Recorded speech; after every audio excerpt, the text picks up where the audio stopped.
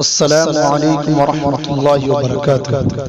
محترم حضرات، تکبیرات تشریق سے متعلق اہم مسائل سماعت کریں۔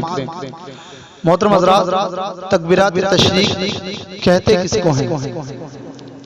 تو نبی ذی الحجہ کی فجر سے 13ویں کی عصر تک ہر فرض نماز کے بعد ایک تکبیر پڑھی جاتی ہے، جس کے الفاظ اس طرح ہیں: اللہ اکبر اللہ اکبر، لا الہ الا اللہ واللہ اکبر، اللہ اکبر وللہ الحمد۔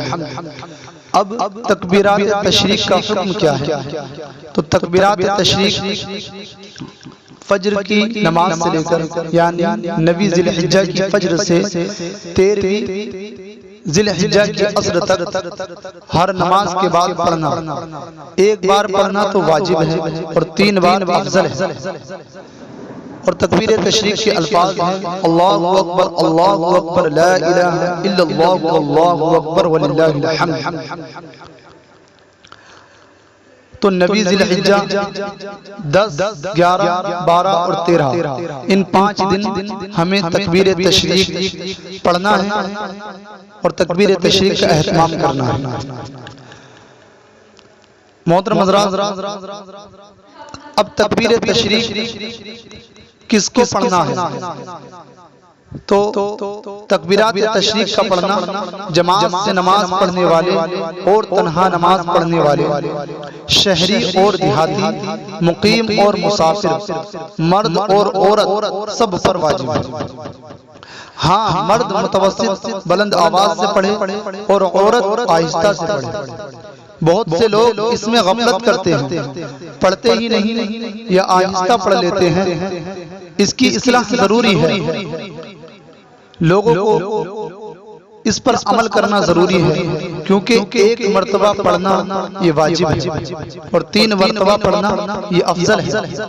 محترم حضرات، اگر کسی شخص کی تکبیرات تشریق چھوٹ جائے تو وہ کیا کرے؟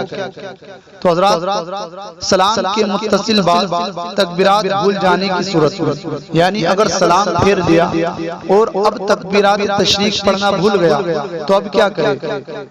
تو اس صورت میں اگر نماز کے منافی اگر کوئی کام نہیں کیا تو یاد آنے پر تکبیرات کہہ دینی چاہیے، اور اگر نماز کے منافی کوئی کام کر لیا، جیسے آواز سے ہنس پڑا، عمدن وضو توڑ دیا، عمدن یا سہون کلام کر لیا، یا مسجد سے نکل گیا، یا میدان میں نماز پڑھی اور صفوں سے باہر نکل گیا، تو تکبیرات فوت ہو گئیں۔ اب کہنے سے واجب ادا نہیں ہوگا، اس پر استغفار ضروری ہے۔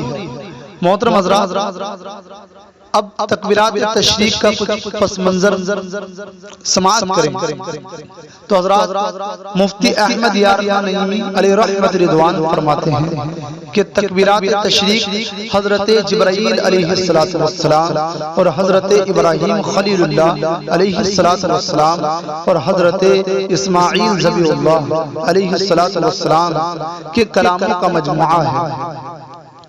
فرماتے ہیں کہ جب حضرت جبرائیل جنت سے دمبا لے کر حاضر ہوئے اور ادھر حضرت خلیل اپنے لخت جگر کو ذبح کرنے لگے تو حضرت جبرائیل نے اوپر سے پکارا اللہ اکبر اللہ اکبر، اور حضرت خلیل نے اوپر دیکھا تو جبرائیل کو آتے دیکھ کر فرمایا لا الہ الا اللہ واللہ اکبر، اور پھر رب تبارک و تعالی کے فرمان سے حضرت اسماعیل علیہ السلام کے ہاتھ پاؤں کھولے اور قبولیت قربانی کی جب بشارت دی گئی تو حضرت اسماعیل علیہ السلام نے یہ سن کر فرمایا واللہ اکبر اللہ اکبر وللہ الحمد۔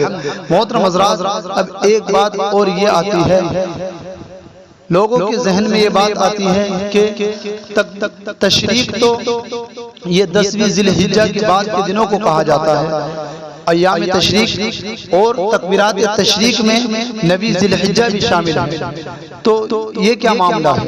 تو حضرات، چونکہ یہ تکبیرات یعنی اللہ اکبر لا الہ الا اللہ واللہ اکبر، اللہ اکبر وللہ الحمد، نبی ذی الحجہ کی فجر سے ایام تشریق کے آخری دن یعنی 13 ذی الحجہ کی شام تک پڑھی جاتی ہے۔ ان ایام میں 9 تاریخ کے سوا باقی سارے ایام تشریق نزدیک ہیں، اس لیے تغلیباً ان تکبیرات کو تکبیرات تشریق کہتے ہیں۔